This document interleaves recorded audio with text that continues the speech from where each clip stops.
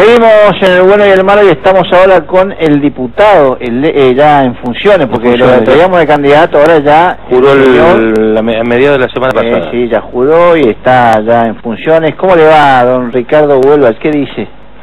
¿Qué tal? Buenas noches. Buenas noches. ¿Cómo andan? Muy bien. ¿Todo bien? Bien. Le va a tocar, para empezar así nomás, digo, en su gestión, le va a tocar temas muy trascendentales en términos de reforma, discusión. ¿Cómo ves este país donde se pone a discutir el tema previsional, la reforma laboral, el pacto fiscal con las provincias? Temas que son de profunda arraigambre para lo que viene, digamos, entre estos 2 años, ¿no?, de gobierno. Yo creo que son temas importantes, y una de las cosas que quisiera decir como inicio es: nosotros desde nuestro espacio político siempre dijimos que queremos la gobernabilidad en el país, y quién tiene la responsabilidad de definir las políticas sociales, económicas, cómo gasta el Estado, es el gobierno nacional. Entonces creo que en el inicio de este periodo, habiendo sido respaldados por los votos, inicia una etapa en la que consideran que es necesario hacer este tipo de medidas prioritarias. Yo considero que además de esto tenemos que ir por cuestiones más equitativas de distribución, es decir, que va a ser tema de diálogo otro tipo de reformas en las que las provincias también seamos más beneficiadas, porque acá, tanto como el país, acá estas medidas afectan a un sector que está involucrado directamente a lo que define la política del Estado Nacional. Sí. Entonces creo que en esa definición también debemos tener en cuenta que las provincias, y en el caso nuestra, debemos ser reivindicados en el tiempo. Pero vos qué querés decir, Ricardo, que nosotros vamos a acompañar algunas medidas. Nos vamos a acompañar por el hecho de que creo que en primer término hay un acuerdo de los gobernadores, sí, en las que en el diálogo se respetaron cosas de las provincias. Fundamentalmente creo que en este tema provisional lo que tenemos que decir que las provincias fueron respetadas en sus cajas. El sistema previsional provincial fue respetado tal cual está. Dentro o sea, sus provincias van a seguir manejando la relación y además en el futuro, en los próximos años, va a haber un acompañamiento del gobierno nacional para que las cajas de las provincias sean fortalecidas. Entonces, el acuerdo tiene que ver, cuando nosotros decimos, bueno, vamos a votar este paquete de leyes, hay que contar también todo lo que en la negociación se ha logrado. Y termina en este paquete de leyes que creo que las vamos a acompañar por el hecho de que el gobernador ya firmó, y también en las legislaturas provinciales en la brevedad también van a acompañar. Pero digo, vos decís, vamos a ceder en esto, porque en algún caso hay que ceder, por ejemplo el tema de ingresos brutos. Claro, vamos a Nación. Pero por eso nosotros... Pero eso lo vamos a compensar desde otro lado, o sea, Nación nos va a dar plata de otra manera. Claro, y en las cajas, por ejemplo, las cajas provinciales en el futuro van a ser fortalecidas, porque en primer término la reforma, como venía, incluía, y ustedes se acuerdan, la discusión previa fue, las cajas provinciales también pasaban a la Nación. Sí. Una administración centralizada. Entonces, el régimen de jubilación, los regímenes especiales también eran revisados desde la Nación, los regímenes especiales.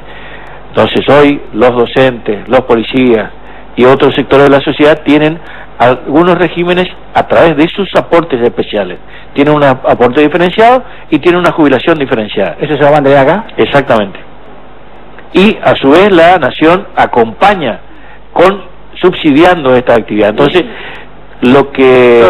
Perdón, me quiero meter en esto, porque vos lo que estás planteando es el tema de compensación, porque acordate que hay cuando Macri mira las jubilaciones del Estado Nacional, hay mucha diferencia con las jubilaciones de los estados provinciales. Entonces lo que usted dice es, nosotros acompañamos una reforma que después lo que busca es compensar hacia arriba, no hacia abajo, exactamente, las cajas provinciales con las nacionales, porque vos te jubilás en una fuerza federal, por ejemplo con una policía, y la diferencia a veces es casi del 50%. No, es más. O más.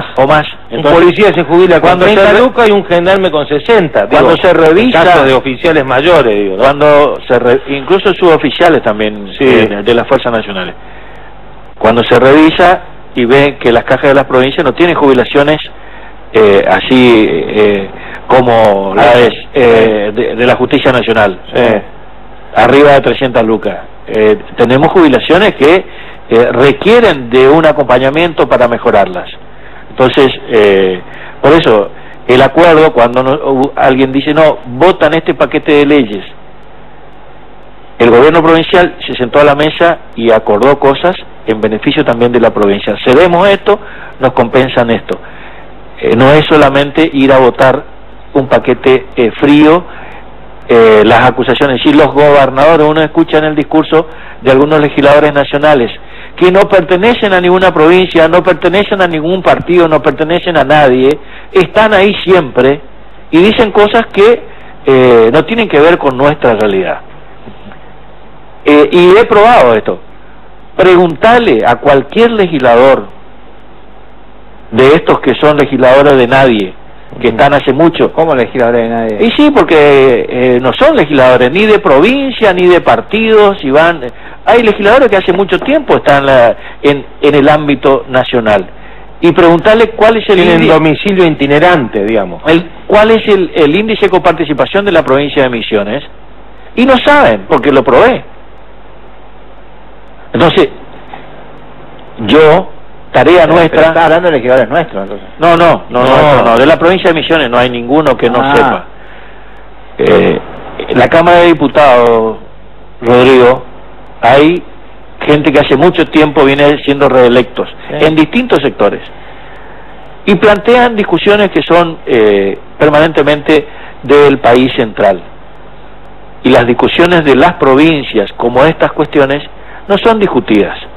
Entonces el gran desafío nuestro va a ser acompañar la gobernabilidad en estas circunstancias, pero a través del bloque federal lo que queremos plantear es el trabajo fuerte y consensuado con los espacios nacionales para que las provincias sean reconocidas en la discusión de los grandes temas de las provincias. ¿Cuál va a ser el bloque federal a que te referís? ¿Por quiénes va a estar compuesto? Es un interbloque integrado por 7 u 8 provincias: Tucumán, Salta, Misiones, parte de Entre Ríos, algunos santafesinos. ¿Pero qué son? ¿De qué partido vienen? ¿Son provinciales? Los partidos provinciales o representación de gobernadores, de gobernaciones, en realidad. Entonces, por ejemplo, el caso de Tucumán va a estar dentro de ese esquema. Sí. ¿Y no dentro del PJ, digamos? No dentro del PJ. Ah, mirá vos. Va a armar un bloque interesante, digamos. Y son más de 30 legisladores, y en las elecciones de las autoridades de la Cámara, el tercer vicepresidente pertenece a este bloque, que es un legislador de Córdoba, que acompaña la gestión del gobernador de Córdoba. A ver, por ejemplo, Santa Fe. De Santa Fe,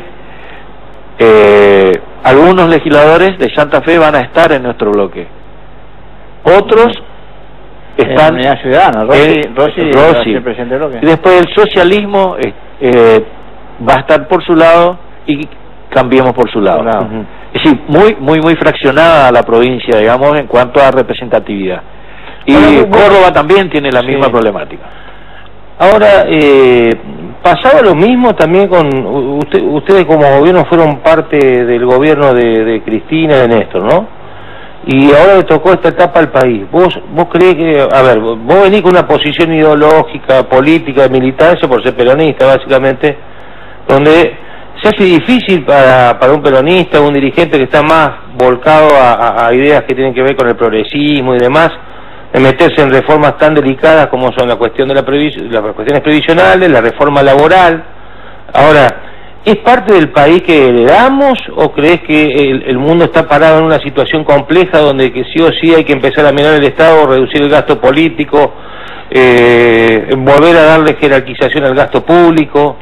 ¿O es parte de una herencia que por ahí no hay cosas que arrastraron y dejaron a este país en esta situación? Yo creo que... Porque también esa es la discusión, digamos, por lo menos de lo que nosotros, en el pasado. a ver, yo creo que ni el presidente de la nación, volviendo al inicio de tu pregunta, ni el presidente de la nación, ni ningún gobernador, ningún intendente, ningún concejal tiene intenciones de decir, bueno, vamos a recortar en estos aspectos, o un padre de familia no dice, bueno muchachos, acá vamos a comer solo una vez al día. No es bueno pensarlo desde esta manera. Yo creo que tenemos que pensar en perspectivas positivas. Estas son situaciones de emprolijar situaciones que vienen de vieja data. Y el sistema, además, el sistema previsional, así como está planteado, este sistema de reparto, yo creo que tenemos que ir en realidad a medidas más profundas, porque no termina de cerrar nunca. Todos los gobiernos vinieron ajustando o buscando a ver cómo se podría hacer esto. Y acá tenemos, a ver, defectos de forma históricos. En nuestro país, muchísima gente no pudo llegar al sistema previsional nunca, aunque trabajó toda la vida. Injusticia. Y esto lo puedo decir con conocimiento. Mi madre, que fue la que se hizo cargo de mi familia cuando murió mi padre, trabajó en casa de familia, antes y después. Así pudimos estudiar nosotros. Nunca nadie le aportó un solo mango a ningún sistema. Entonces, si nosotros nos echamos culpa, hay sistemas que corrigieron esas situaciones históricas de injusticia de muchísima gente en este país que hoy se pone de otro lado y juzga. Esa gente que juzga fue la culpable de que mujeres y hombres, y en esta provincia también, que trabajaron y nunca recibieron aporte para poder jubilarse dignamente. En cambio, si hoy escucho gente que dice, sí, es una jubilación injusta porque no aportó. No aportó porque vos no le aportaste. Vos, ciudadano común, no fuiste capaz de corregir esa situación. Entonces el Estado corrigió.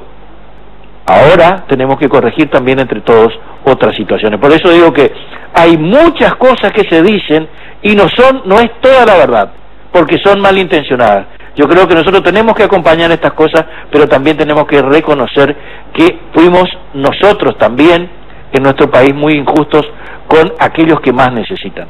Entonces creo que, por eso yo creo que hay reformas que vamos haciendo, las tenemos que hacer entre todos, y yo creo que, por eso lucho y creo que en nuestra provincia debemos instalar nosotros como obligación nuestra. ¿Pero por qué? Porque venimos de una sociedad con privilegios, había una casta que tenía determinados privilegios y otros no. No, acá hay una situación. Hoy leemos hay 13,4 millones de pobres, ¿cierto? Por lo menos un estudio de la UCA, de la Universidad Católica. Entonces, estamos en la misma situación hace décadas, ¿cierto? Sí. Tratando de incluirlo, pero siempre está en las castas de privilegios. Lo que vos estás diciendo es cierto, sí, bueno, paremos. Yo digo... yo acompaño...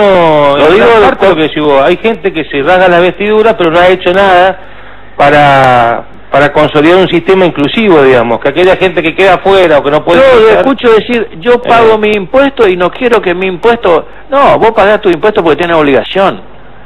Pagás tus impuestos. Pero todos pagamos impuestos en este país. Y el impuesto que pagamos todos, ¿cuál es? El IVA, que es el impuesto superior. Y de eso no se habla. Eso tenemos que hablarlo también. Porque, a ver, todo consumidor en este país paga IVA. Y yo digo como un ejemplo, hasta el gato paga, porque le compra el alimento y también paga IVA.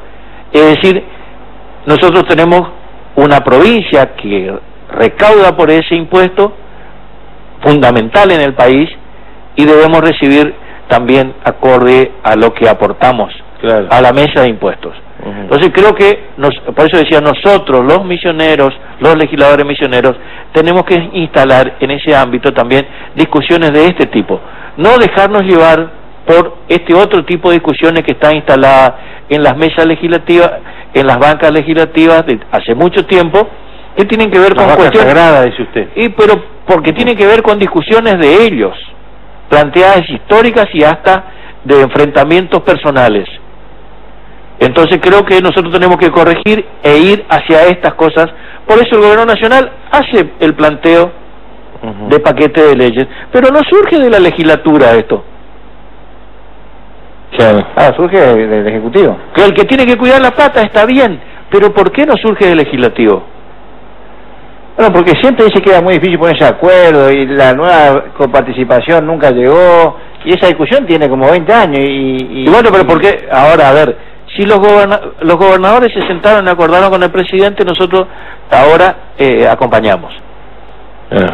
Desde afuera, es decir, nosotros no, la legislatura me parece que le está faltando vocación para esto, para los grandes temas, para plantearlos y para discutirlos, no esperar que desde afuera vengan los proyectitos y decir, bueno, y después dicen, si nos mandan de afuera, claro, porque desde adentro no los planteamos. Y nosotros, la obligación de los milloneros tiene que ser la de plantear los grandes temas de emisiones. Aún creo que es una gran herramienta este bloque federal, porque no somos mayoría, tampoco pretendemos ser, pero pretendemos que se nos escuche. ¿Qué te pareció lo que pasó ayer en la Cámara de Diputados acá de la provincia? Yo creo una de las cosas que dijo Rovira al final tiene que ver con las cuestiones personales. No es una postura política, me parece. Sí, la lectura política es una ruptura. ¿Vos decís que lo que no lo votan a Rovira es por cuestiones personales? Y la mayoría sí. No es por... yo no pretendo que lo admiren ni nada por el estilo. Yo creo que respetar la mayoría, que es lo que él dijo, es... a ver, el ejemplo tenés en el Consejo Deliberante. Cuando hay una mayoría, 2 años atrás hubo una mayoría, el resto nosotros acatamos. La mayoría no, éramos la primer minoría, pero no éramos la mayoría, no teníamos los números. Ahora tenemos los números por acuerdo y todos se pusieron de acuerdo y votaron. Aquí nosotros, Rodrigo, yo estuve la semana pasada, el presidente de la Cámara de Diputados de la Nación vino acá, se juntó con nosotros. Nosotros somos 5 en 256. ¿Esas son 5 o 6? 5. ¿Vino Monzó acá? Estuvo, sí. Vino a vernos, a hablar con el gobernador y con nosotros. Compartimos una cena. También vino el presidente del bloque Cambiemos, Mazot. Creo que la oportunidad no se trata de personas, dar gobernabilidad, y tampoco se trata de dramatizar por una elección de autoridades de un cuerpo legislativo teniendo mayoría.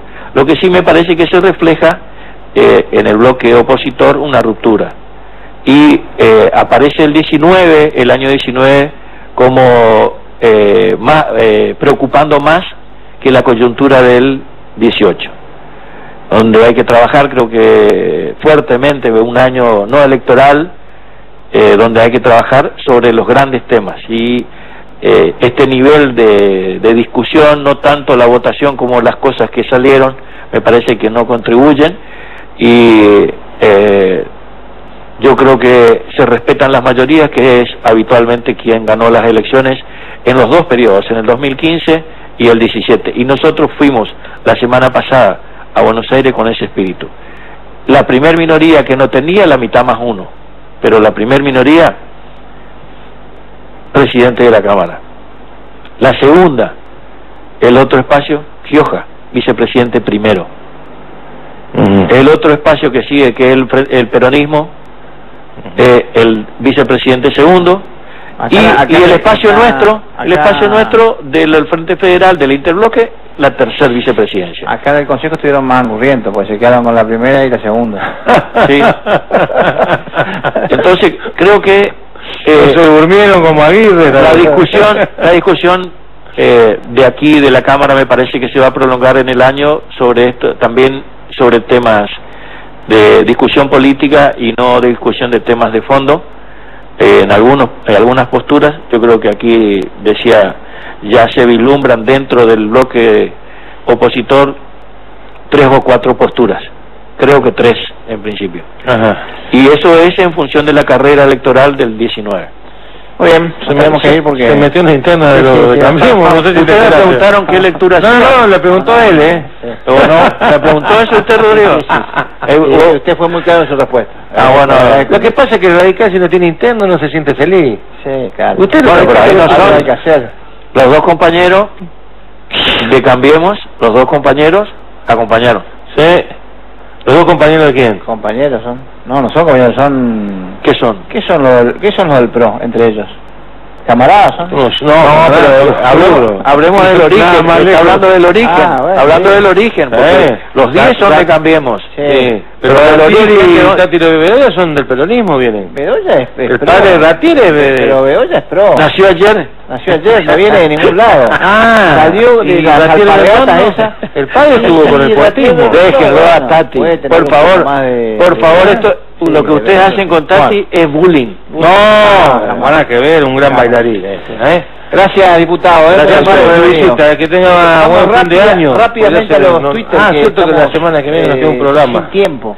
Rapidito, hoy venimos rapidito, full, rapidito. Hizo que está la canción del pajarito, ¿no tiene la música tingui, tingui, tingui? Sí, tiene. Usted no la escucha. No la escuchamos nosotros acá. Y mire nuestra bandera, y mire. Pará, ¿me hace la música de vuelta? Tingui, tingui, tingui, tingui. Me gusta. Yo soy cuartetero, usted sabe. Sí. A mí me poner la Mona Jiménez quedo loco. A ver, dígame qué tenemos hoy. Y miré nuestra bandera misionera y sentí todo el amor y la paz de nuestra amada tierra colorada. Gracias por tan hermoso recuerdo. Las palabras de Sandra Jiménez, ¿no? Cuando estaba presenciando ayer la sesión de diputados. ¿Por qué en la provincia, para la bandera? Porque estaba viendo la bandera. Sí, ¿quién la hizo la bandera? ¿Menem?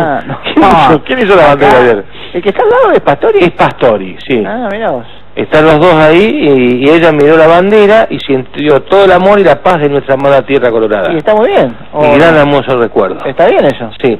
Yo creo que estaba mirando para arriba y te ha dicho, ¿qué cargo me van a dar esto? ¿Se sabe dónde va? No está fuera de la sección ya. Entonces fue el invitado. Bueno, pero por ahí me dice, te tira un centro, qué sé yo. No tiene, no, lo está bien. Vamos al próximo tweet de... La Bucena cosa me pidieron que, creo que pidió planta hoy en pediatría, vuelve a pediatría, ella es pediatra. Como Cacho... Y se está por recibir abogada, Sandra, ¿eh? Como Cacho... No, el que vuelve también es Carlito Báez. ¿A dónde vuelve? Hace médico, si le da médico de salud pública. Y bueno, está bien. Y tiene... Es lo que hablábamos hoy, está bien. Claro, tiene que volver a laburar, mirá amarillita. Está muy bien.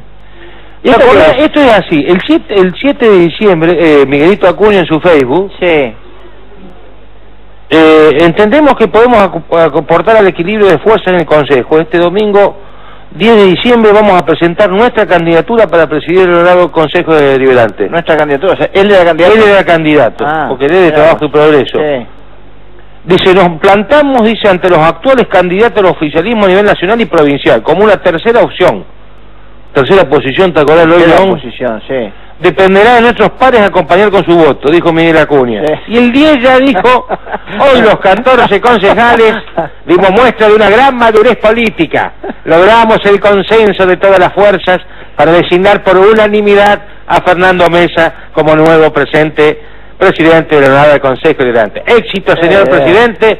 Tuvo el honor de tomar el juramento de rigor. El vecino de Posadas nos necesita trabajando para que Posadas sea un mejor lugar donde vivir. Conclusión. Sí. El 7 de diciembre ya era presidente. No tenía la certeza de cómo iban a votar. Claro. El 8 le avisaron que los votos no estaban y el 9 dijo tomar el juramento. ¿Para dónde vamos? Avancemos. Pero avancemos, porque él era avancemos. Pero convengamos que fue presidente. ¿Cuándo? Y cuando le tomó juramento a Mesa. No. Sí, ¿Cómo? Razón, fue dale. Vamos al otro, no tenemos más. Tenemos uno más, me parece. Uno más y nos jodemos más. El último, es un videíto, creo que... ¿Ya llegó Pablo Velázquez? ¿Nuestro invitado también? De nuestra senadora. ¿De quién? Nuestra senadora. A ver. Esa cosa de 55.000 kilos. Bueno, acá estamos en el Senado tratando de llegar con Andrés. No tenemos ni despacho, pero está Andrés entrando, Andresito, la estatuita de Andresito, entrando al Congreso. ¡Viva Misiones! Te va avisando, ¿viste? Yo me voy. te va avisando por dónde anda de la ciudad de Buenos Aires. No. Es como, tenemos una senadora reality. Sí. ¿Entendés? Te va contando May... Estamos con Andrés, dice. No, Andrés Gualcurarí. Bueno, Andresito Gualcurarí. Porque escucha qué dice, escucha, yo no estoy mintiendo. Estamos tratando de llegar con Escuchá. Andrés, no tenemos ni despacho, Escuchá. pero está Andrés entrando, Andresito, la estatuita de Andresito, entrando al Congreso. ¡Viva Misiones! ¡Viva Misiones! Listo, vamos al corte. Vamos, chao, hasta luego. Ya volvemos, ya venimos. Ya.